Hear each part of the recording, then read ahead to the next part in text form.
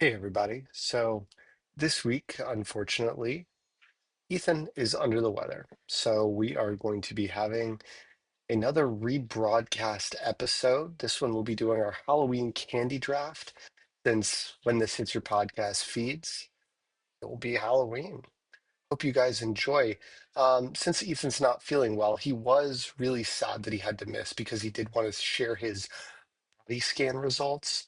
I don't know if you guys remember his numbers from last time. I don't either.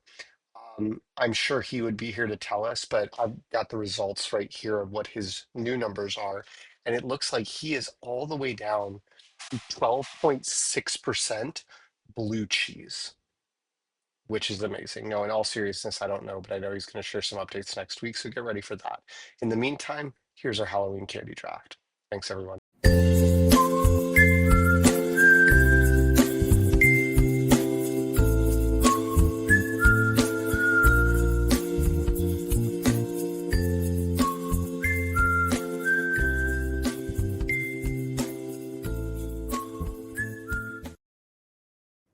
Welcome back to the Working on the Dad Pod. I'm Alex. With me, as always, is Ethan. And tonight, we are picking some of our favorite Halloween candy to get into the Halloween spirit. This is a pre-recorded episode, as most of them are when you watch them, but this one's recorded a little bit in advance. So we're going to skip the story time, skip the Working on the Dad Bod, be a little bit shorter and sweeter, like your favorite Halloween candy, where we're just going to each mention some of our top candies, talk through some of the pros and cons, judge each other a little bit. But first, Ethan, tell me, what is the family dressing up as for Halloween? So my older daughter, she is a bit of a diva. A couple years ago, she said, I need one Halloween costume for school, and I need another one for trick-or-treating. My wife obliged, and now it's a thing. And I say, I have no part in this.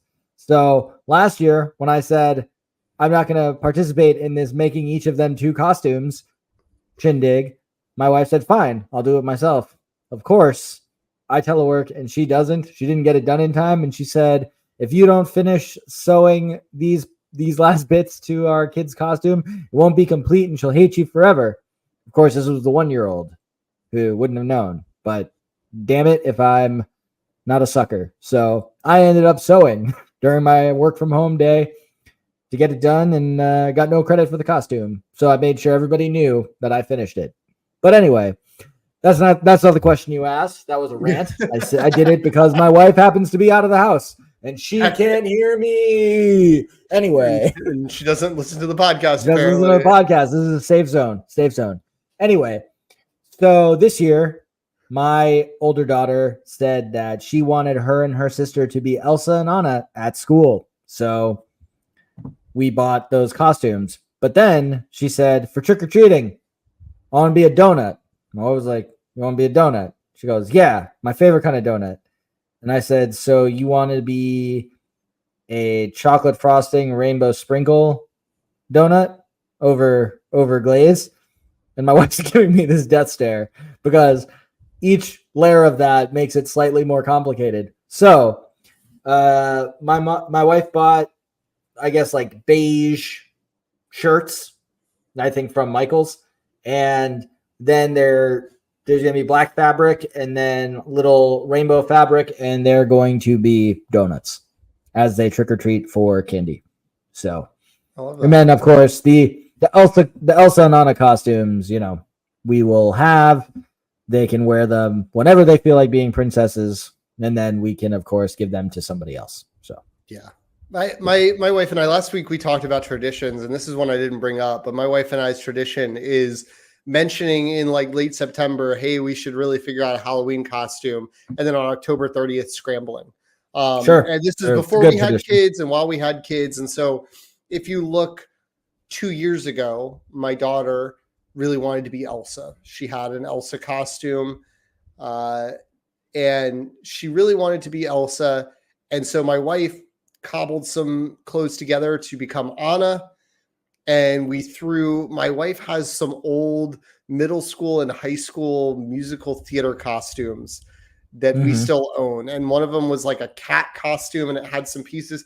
So we got some fur, put it on my son. You know, he was Kristoff, and I ran into Dollar Tree and they had Christmas stuff together. So I got some reindeer horns, And you were spray Sven. painted them black. Yeah, so I was Sven, and we did a little bit of a coordinated costume. My wife Sure. keeps trying to push the coordinated costume idea for all four of us, and my daughter tends to drive the ship. And like last year, wanted to be a princess mermaid, and I'm like, Sure. okay, Ariel. I'm no, like a specific, like crown, long sleeve. It was weird, like whatever. She wanted to do it; it made her happy. But the idea of coordinating, I'm like, I don't have the physique to be King Triton. I'm not doing that to the fine people at your mother's church where we are going for the Halloween carnival. Sure. So my wife tends to do this thing where she slaps together a white shirt and like throws a belt on it and is like, I'm Han Solo. And I'm like, that's the worst Han Solo costume I've ever seen. So hopefully we're going to try and do something different. I actually got an idea as you were going over yours. I'm thinking Super Mario Brothers theme because my daughter absolutely loved that movie and she got the nickname, we sort of call her Princess Peach a lot. And she can fit right in there. You know, maybe have my son be Mario, I'd be Luigi, and then my wife, instead, you'd think she'd want to do something traditional, and she's going to show up in like a Bowser costume or Donkey Kong or something. You know, yeah. You know who was always really good at coordinated costumes? You and me. Oh yeah. Oh yeah. So there were 2 years for all of you listening that Alex and I were living together where we went gingerbread man and baker, and because we were not sober fiends, we would at that party. I think I was the gingerbread man, and Alex was the baker. You were the gingerbread man because you're ginger. Sure. And Alex would yell, "Run, run as fast as you can" in the middle of the party. And I had a rolling. Like I would just chase him with a rolling pin. Yeah. And I would scream, "You can't catch me. I'm the gingerbread man." And we would run through everybody enjoying the party. That was really annoying. And then the next year, we were the Rock'em Sock'em Robots. And that one was really fun. I was the red guy. Alex was the blue guy. We got baseball helmets and they're not boxing gloves. What are those called? Boppers. Soccer boppers. Yeah, that's right. Red and blue. And we had the term was pledge, which is a new member of the fraternity had a bell and would go ding, ding, ding. And then Alex and I would start sock'em bopping in the middle of the party, which also annoyed everybody. But hey, we committed to the bit and it was a great party. We also, if I remember, as we got a few drinks into that, started using it as a way to playfully punch at people that we didn't like that much, but act like it was a joke. Yes, yes, we did do that. Go, ha, ha, ha, we're the Rock'em Sock'em Robots. You know. There was the year that it was me and our other roommate, but you got into it with the actual costume making. But when we were in college, if you showed up wearing a piece of tinfoil to a Chipotle on Halloween, you got a free burrito. Now I think because of, corporate greed, it becomes you get free guac.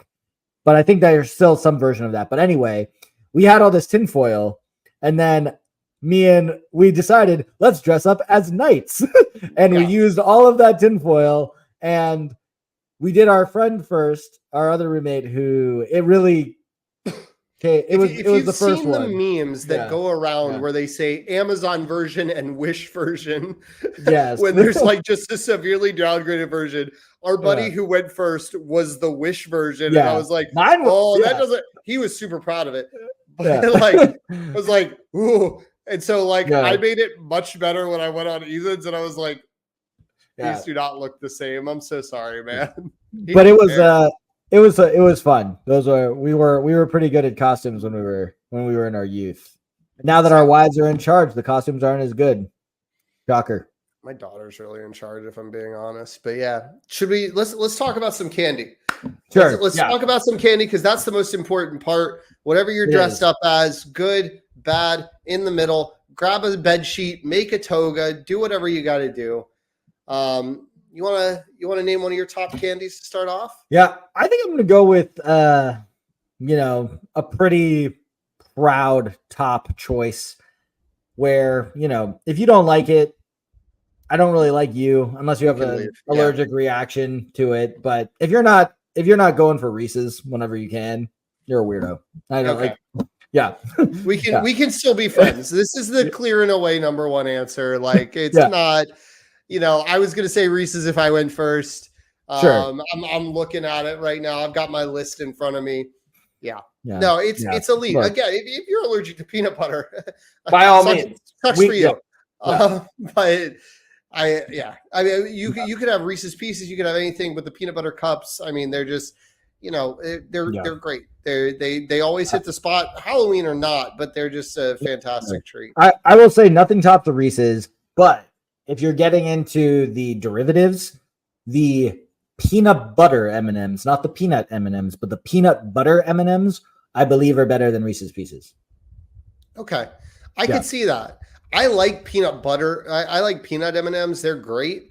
I think the M&M fun packs are, M&Ms are so great. And like, there are some that maybe we can mention if we have a little bit of time, but like, cause there are some that are awful that like, I hate getting and I feel like you get a ton of, and you're just like, okay, I don't need this much of that. But like the M&M fun packs, those are always great. And the peanuts are just elite. Obviously, I don't even think peanut butter was around when we were kids. So it's fairly new, like within the last decade. Yeah.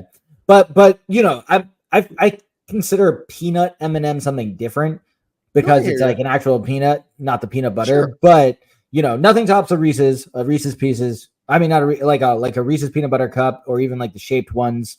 If you want to make it fancy, but when you get into the derivatives of peanut butter candy, I think that the M&M peanut butter trumps the Reese's Pieces. So yeah. All right. Well, I'm gonna list another one that I just absolutely love. It's not Reese's, but it's up there. All right. No matter what side you choose, Twix is fantastic. Okay. You get the crunch. You don't get that with Reese's, right? You might get it with Reese's Pieces and other derivatives and different things like that. And I know they have some other variations, but you don't get that with a Reese's cup. And let's be honest, most people aren't handing out the derivatives. People aren't hunting deep down. They're grabbing the bag they see at the grocery store, at Costco, wherever.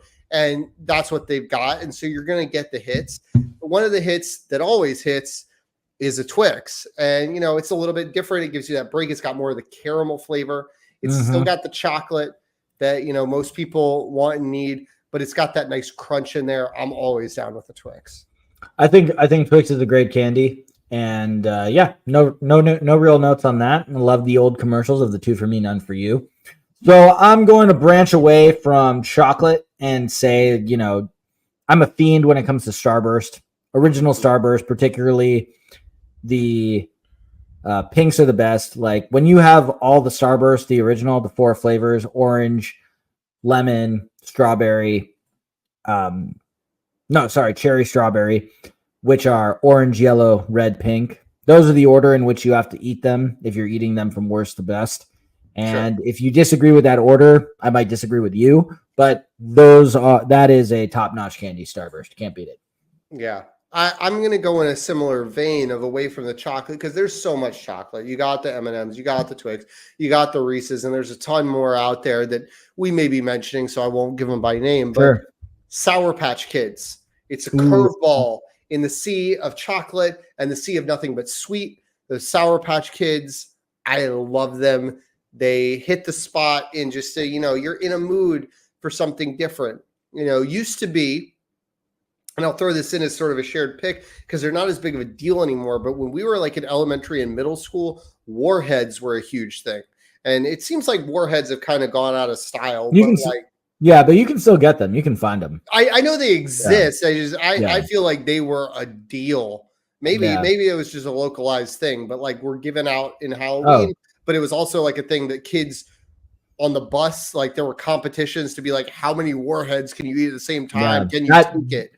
that first 10 seconds, I actually had a warhead shortly after last Halloween. Somebody brought like their extra Halloween candy over, and it was an assortment, and there were warheads in it. And I'm in the middle of a manager's meeting, and I'm taking a warhead, and I wear masks in those meetings every week. I wear the mask on the metro. I wear the mask in my office, except in my own personal space. But so you can even see behind the mask how I'm, fidgeting with the 15-second warhead in the middle of this meeting. But it was totally worth it. Yeah, all the looks were worth it. So I'm going to go similar to your Sour Patch Kids, but this is just a personal preference. I'm a sour Skittles guy. I love sour Skittles. sure. They're my favorite kind of Skittle. I like how there's a little bit more resistance than in the Sour Patch. With a Sour Patch Kid, you're not fully there, but you're veering into gummy territory. Whereas the sour Skittle, you gotta burn the chewing calories a little more. So I like the workout. Yeah, I hear you. I'm going to throw a curveball. This one is probably maybe it is universally loved, but for me, this is one of those candies that I never get outside of Halloween. Mm-hmm. But every time I get one at Halloween, I get reminded of how good it is. The cookies and cream Hershey's bars. Oh yeah, right. Those are slap, and I know you can find them like in the grocery store aisles and stuff like that. Again, it's kind of like warheads. I know they exist, but it's like you get those little mini ones. And I think a couple times when I was a kid, I'd get the whole bar, and then it becomes like, this is too much. It's too much cookies and cream. I love the flavor, but those little mini ones, it's just the right amount, and they are perfect. Yeah, I think they're great. I think that's a wonderful choice. I think a generic Hershey chocolate bar is fine, but I'm never seeking it out because it's just so plain. So I love the cookies and cream addition there. I am going to veer into the realm of hard candy and talk about Jolly Ranchers. I love Jolly Ranchers. If you just want to suck on something for a while and enjoy its juiciness, you really can't. You want something hard in your mouth to suck on. Yes, that, Alex. You got to go Jolly Rancher, particularly the sour apple flavor. That is my favorite. Sour apple is the best. Yes, I'll give a shout out. I'll give a shout out to watermelon and blueberry as well. But can't do sour apple Jolly Rancher.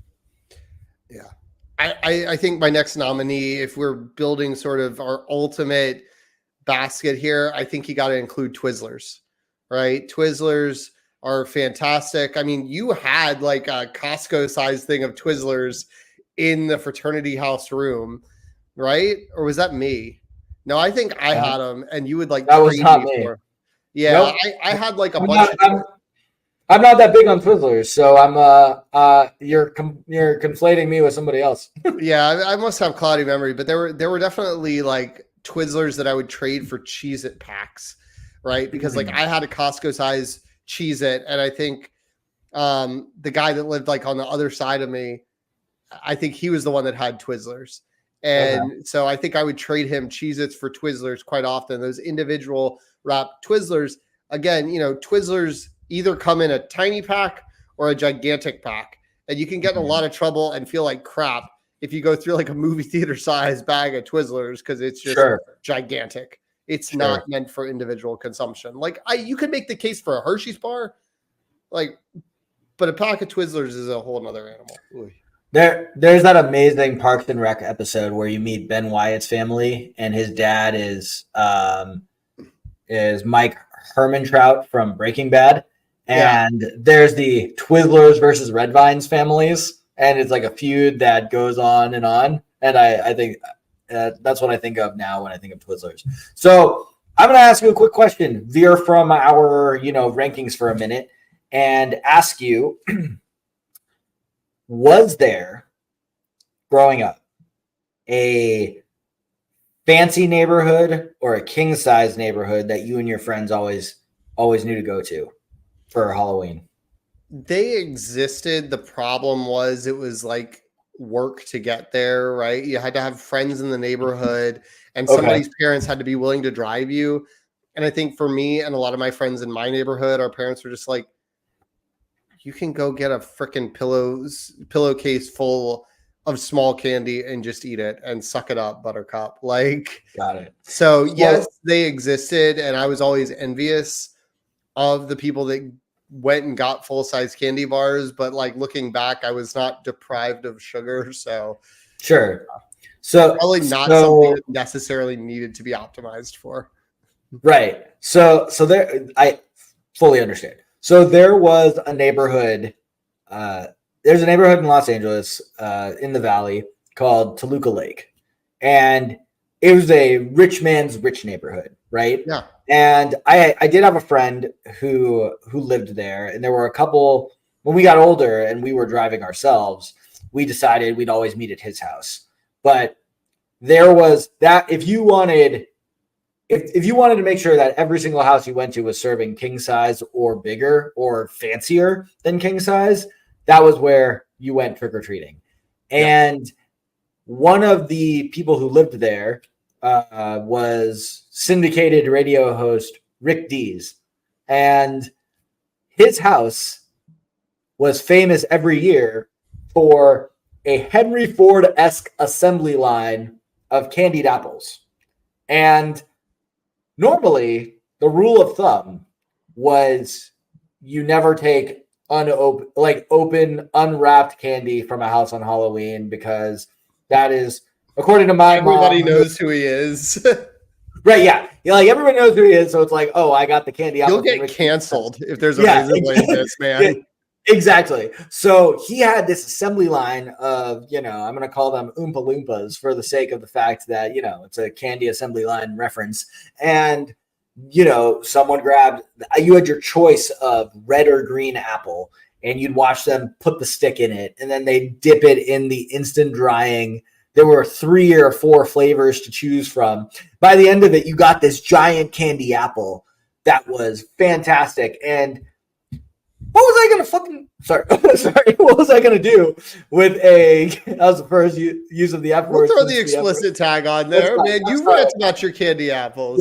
Yeah. And you get this candy apple that, you obviously, you can't put it in the bag with all your wrapped candy. You kind of just have to hold it. It was actually super inconvenient, but man, was it tasty. And it was a good thing to eat as you're going through the trick-or-treating. Yeah. I obviously can't put that on our ranking because that is so specific to one man and his dream of supplying candy apples to kids around the world. But man, that was fun. Yeah, I will say the neighborhood that I knew of that did all the full-size candy bars just to get it on the name-dropping competition, Michael Jordan had a house there. Cool. So that sort of tells you the income level that it was at. But fun fact, he was never there for Halloween. He was at a different house that he owned because he has several. I always happen to live near Michael Jordan. He lives his house is 10 minutes south of my in-laws, and he has his own private golf course down here in Florida that he owns, and you can get memberships to, but you lose your membership if you ever hold him up. He is a fast player who wants to play golf, and if you ever hold Michael Jordan up in a round of golf, you're gone. You're out of there, Buster. So you just let him play through, yeah? I guess, but it's insane pace of play rules, super high price, super exclusive, because he is not necessarily trying to turn a profit from it. He's just I like to recoup a little bit of what it costs me to have my own whole golf course because I'm Michael frickin' Jordan. Sure. Hey, we use the explicit tag. Say it like you mean it. The guy who started in the Space Jam. Yeah. There you go. So back to the candy list. I've got one more. There's a lot of good Halloween candy, but I've got one more that just sort of goes in my elite tier. And there's a lot of good chocolate ones. I like Butterfingers, but they're very similar. It's kind of a mix of the Reese's and the Twix that I already named. I like the Crackle That's also the like little Hershey's bars. They're also Right. good. Mini Crunch bars is basically the same thing. I like those. But the other one that's sort of a little different, Nerds. Would love getting those little packs of Nerds. Nerds were fantastic. And I'm sorry if I just stole some of yours. If you were about to shout out Crunch bars. All of those are good. I'm pulling up my list right now. The only thing I didn't mention was I'm in the minority and prefer Milky Way to Snickers. And I hear that. I love the little mini Milky Ways. A lot of the same pros and cons of a Twix, but just a different less crunch, more chew. Yeah, more chew, which is great. But I like them too. I think the Milky Way darks were like so. I wasn't usually like as a kid like give me the dark chocolate, but the Milky Way like midnights or whatever. Those are dope. Those are good, and this is not so much Halloween, but just something I think really needs to just be talked about more. Is there's a lot of experimentation going on in the world of Kit Kat. And I think a standard Kit Kat is fine. My wife loves them, but I think they're just a mid candy, to be honest. Sure. But the key lime pie, the lemon, the red velvet, those are 3 flavors that they have thrown out, where the key lime pie is honestly one of the best things I've ever eaten in my life. And again, you're not going to see these at Halloween because they come in the little 4-packs. But if you're ever at the grocery store and you're walking through the candy aisle just because you happen to make a right turn or a left turn, depending on where you are in the lane, and you go through and you see these strange flavor Kit Kats, take a look and, maybe text me. I'll give you a recommendation. But yeah, no, if you want to try something new, because again, a standard Kit Kat, not to throw shade on it, I think it's a mid candy. It's not for me. I'll eat it if you put it in front of me. I'm not going to sort it out. But some of their new flavors, they're elite. And I just want the world to know. Interesting. Yeah. I mean, it's interesting. A lot of these food brands now, I think, are trying to get into, I saw like a Coca-Cola Oreo and an Oreo Coca-Cola. Like it was a collab between the brands. You could get a Coke with Oreo flavor or an Oreo with Coke flavor. And I'm like, all right, and then you get the giant Cheez-It in the Crunchwrap Supremes and all this stuff, brand collabs, Sure. what's Doritos Locos Taco Bell does a lot of them. But those taco shells are phenomenal though. I wanted to take a minute to express a personal gripe at the sheer number. Speaking of mid candies, I don't want to say no shade if you like them, because I think you're part of the problem. But Tootsie Rolls and the amount of Tootsie Rolls I got and the amount of Tootsie Rolls that were like left was absolutely absurd. Like, I get it. They're probably cheap. I don't know because I don't go buy them. They suck. Tootsie Rolls suck. But here's what's worse. The fruit flavored ones. Like, Tootsie Rolls sucked enough. And then you got the fruit flavored ones and you're like, you're not an Airhead. You're not like a Starburst. Right. You're just a crappier version of both of them. And I'm already mad because you're a Tootsie Roll and you're not even the best kind of Tootsie Roll, which is already bad enough. Like Tootsie Rolls are one of those things. Like if you offered me a Tootsie Roll, like it's 50-50. I might say yes. I might say no, depending on my mood, but like I'm 75% no. Yeah, I'm 75% no. But I will say this. The Tootsie Pops, that's a solid candy. Yeah, totally different. Totally different about the Tootsie Pops because they're always big, compared to like Dum Dums, right? Dum Dums are like, I'm halfway through this after 10 seconds. There's a reason you get Dum Dums at after every haircut because that's it. I literally one time was going to the grocery store and I told my daughter, or we were going to Home Depot, and my daughter was in a phase where she realized they had like all the lollipops there in Home Depot. And I was running to grab something out of Home Depot. Or no, my dad was in town and he went in to grab something. And I texted him while he was in the store. But if you've ever been inside a Home Depot, like the cell service is crappy unless you actually hook up to the in-store Wi-Fi. So he didn't get it. And when he came back, he did not know that she normally gets a lollipop from Home Depot, nor did he receive my text. And she is bawling. And so I make a quick move into the parking lot. There's a Walgreens. And I just, for about the price of the lollipop at Home Depot, I got an entire bag of Dum-Dums and was like, here's a Dum-Dum. And I still have that bag like 80% full in my cabinet because maybe it goes They're bad. Dum-Dums. I don't know. Yeah. But like, just to appease her, because I was like, this is like $3 and it's like 100 Dum-Dums. It's insanely cheap. That is a very cheap candy. And, you know, if you just want something quick, it's fine. But yeah. I'm partial to 100 grand. So I think that's like a very polarizing candy. People either love them or they hate them. I'm on the love them side. And I think, you know, as much as I love coconut and almond in general, I don't like Almond Joys. I like Mounds more than Almond Joys, kind of like your Snickers take. I like the Mounds without the nuts. You know, it's just the coconut cream, the chocolate. I like that better. If I have to throw something else under the bus, you know, like I know some people like it, but I know a lot of people hate it. And it's just like candy corn is just like you feel obligated. Yeah, I hate that. And you know, if we're talking about things we hate, those little unbranded like strawberry candies. I don't even know what you're talking about. They're like in like a strawberry wrapper, right? And so like they're the red wrapper with like a green top that looks like a strawberry. Right. And like yes. you get them and you're like, what even is like, I obviously understand it's a strawberry candy. Like your branding is great, except for the fact that I don't know the name of the brand that makes it. And it doesn't taste that good.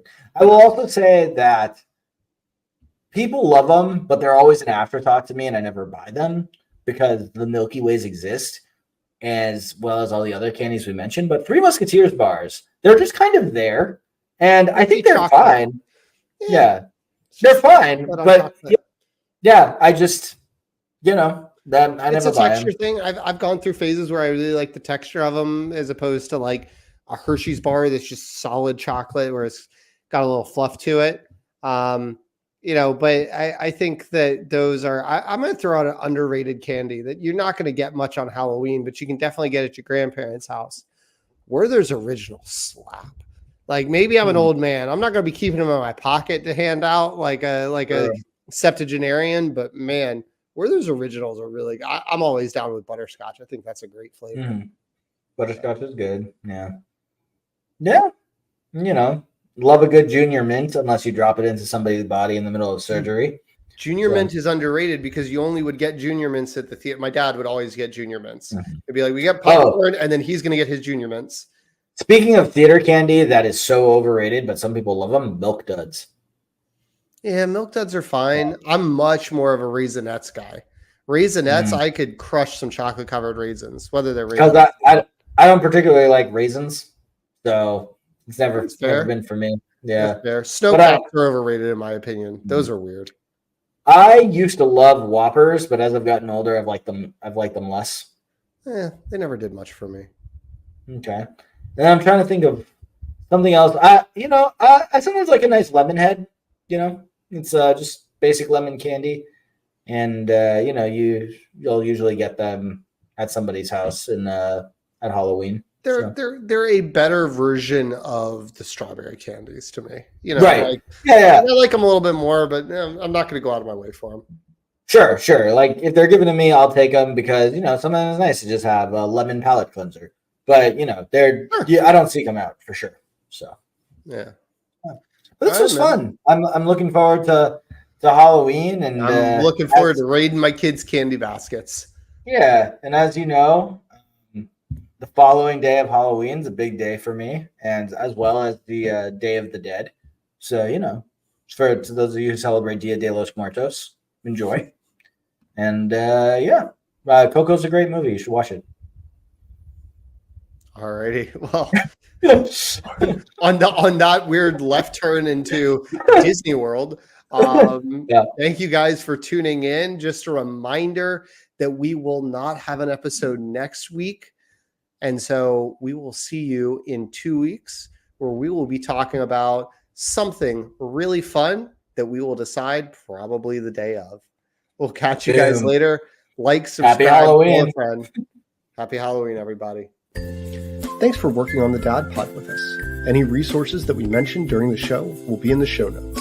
If you have questions, thoughts, or just want to talk with us, the best place is in the comments on YouTube. We're on YouTube, TikTok, Instagram, and Threads at Working on the Dad Pod, and on Twitter at Working on Dad Pod. Following and subscribing is always appreciated. Please rate and review us. That helps get the show to new people. And if you know a dad who would enjoy our show, sharing it with them is a huge help to them and us. Have a great week.